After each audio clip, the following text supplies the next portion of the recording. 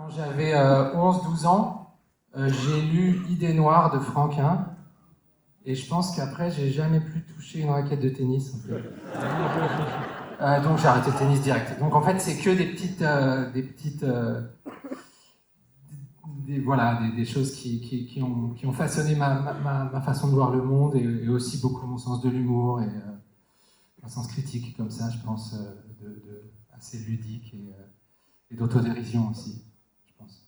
Alors quand on pense Thomas Bangalter et bande dessinée, forcément on pense tout de suite manga et on pense à ce clip culte des Daft Punk sur des dessins de Leiji Matsumoto, le père d'Albator, qui d'ailleurs nous a quitté l'année dernière, pardon.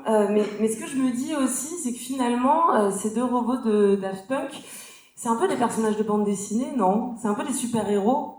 C'est des super-héros sans super-pouvoir, mais oui, finalement, c'est vrai il y avait un truc comme ça sur l'anonymat, la création de ces personnages qu'on a fait finalement vivre un peu entre la réalité et la fiction.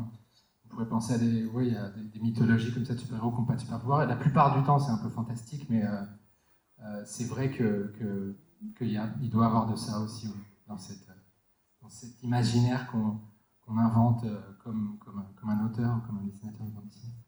Alors je vous parle de Daft Punk, mais maintenant Daft Punk c'est derrière vous. Vous continuez à faire de la musique de mille autres façons différentes. Je sais que vous avez plein de projets sur le feu. Vous voulez nous dire un petit mot de ce qui Le se dernier prépare? projet, je viens de finir la musique la musique du film Dali de Quentin Dupieux qui sort le 7 février. Voilà.